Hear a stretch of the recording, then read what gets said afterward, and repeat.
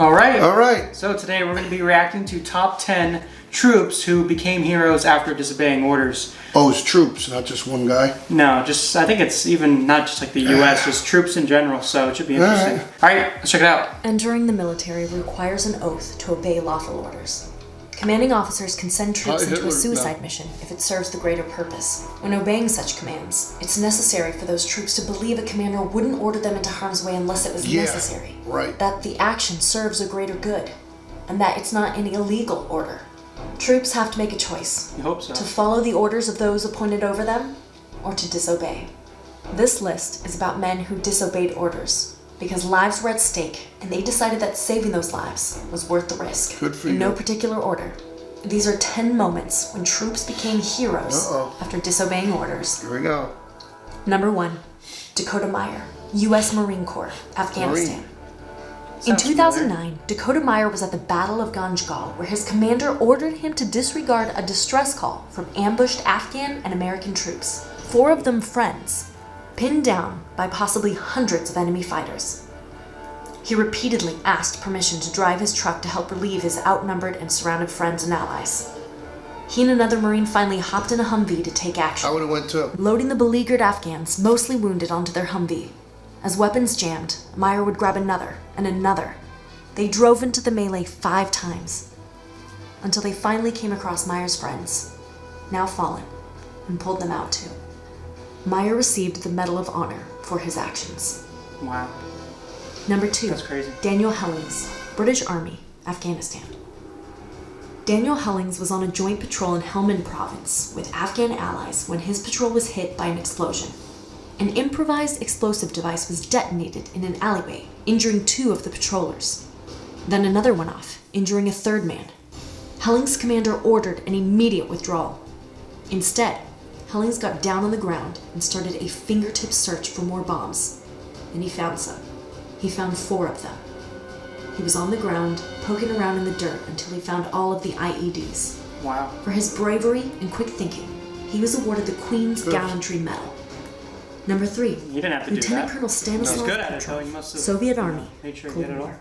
Lieutenant Colonel Stanislav Petrov was in command of a nuclear early warning system on the morning of September 26, 1983, when that system detected a probable launch of American nuclear missiles. Suspecting it was a false alarm, he disobeyed the standing order of reporting it to his commanding officers, who likely would have retaliated with their nuclear arsenal.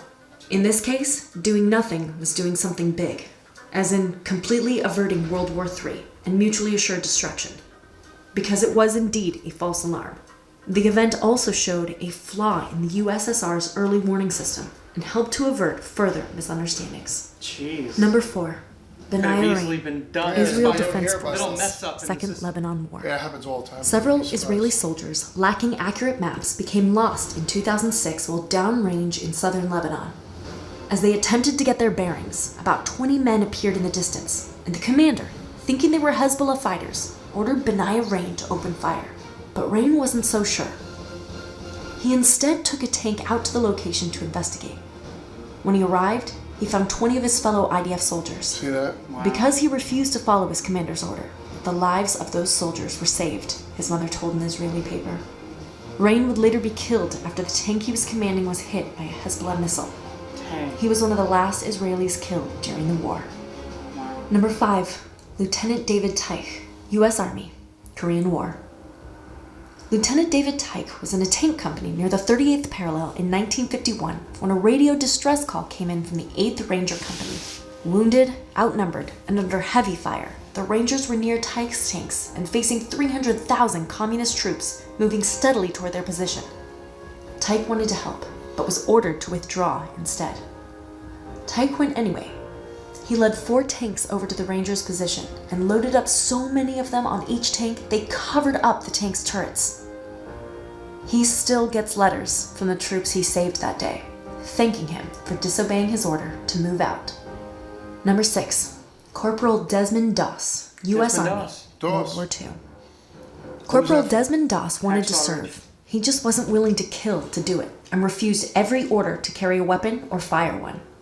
However, Doss would do anything to save his men, repeatedly braving Japanese fire to pull the injured to the rear. As his unit climbed a vertical cliffside at Okinawa, the Japanese opened up with artillery, mortars, and machine guns, turning his unit back and killing or wounding 75 men.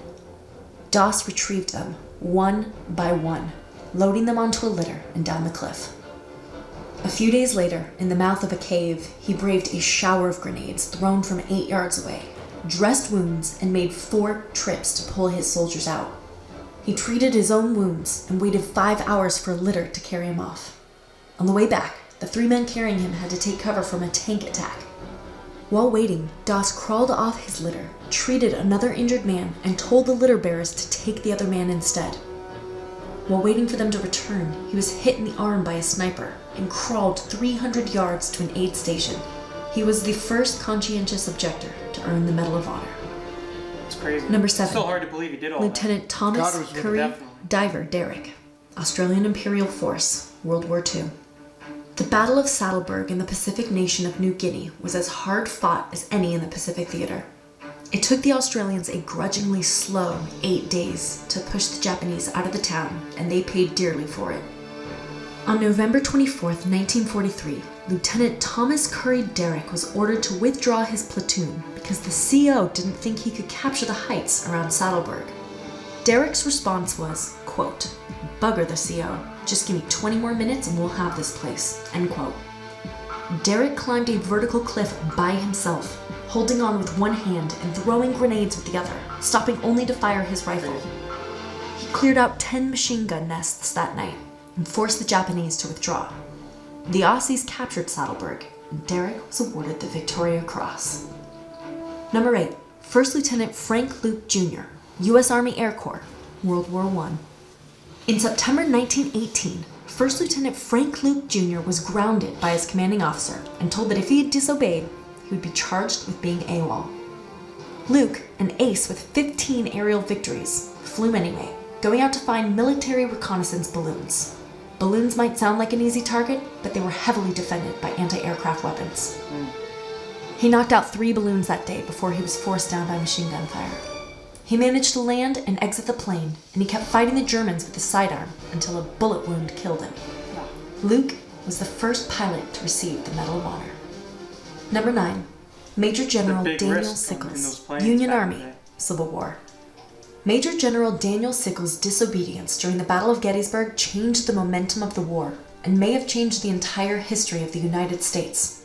In a move historians haven't stopped talking about for 150 years, Sickles moved his men to Peach Orchard instead of Little Round Top, where General George G. Meade had directed him. This move prompted Confederate General James Longstreet to attack the Union troops in the orchard and the wheat field, nearly destroying the Union forces there, which admittedly sounds terrible. But that Confederate move allowed Union troops to flank them in a counteroffensive and completely rout the Confederate forces, winning Gettysburg for the Union and ending Robert E. Lee's invasion of the North. Sickles himself lost a leg in the fighting, but he received the Medal of Honor and helped preserve Gettysburg as a National Historic You Site don't hear after about the all war. that. No. Number 10. Lieutenant Albert Battle and Major Max Liedtke, German Wehrmacht, World War II. Albert Battle and Max Liedtke served in the German Wehrmacht during World War II, where they bravely resisted their own country to save Jewish lives. Wow. On July 26, 1942, the German SS and the Gestapo made their first attempt to liquidate the Przemysl Jewish ghetto, but they were blocked by Lieutenant Albert Battle and Major Max Liedtke. They ordered their men to block the bridge over the River Son, which was the only route of deportation from the ghetto. They then threatened to open fire on the advancing troops, while secretly working within the ghetto to save as many lives as they could. 100 Jews were hidden by Battle's men in the barracks of a local military base, sparing them from grisly fates in the Belzec death camp. Both men would be posthumously recognized as one of the righteous among the nations for risking their lives during the Holocaust to save Jews from extermination by the Nazis. You don't hear that. No. So that's our list. Who are your favorite heroes in history? I think the biggest one is the guy who avoided World War III by not telling them that it was possibly a false Yeah, indication. I think the biggest one was the Nazi one with Well, I mean, if a nuke went off the and killed us all, Germans. it'd be Yeah, worse. well, I don't think. Yeah, well, they wouldn't have killed us all. Killed a lot of people more than the Jews. With that nuke came.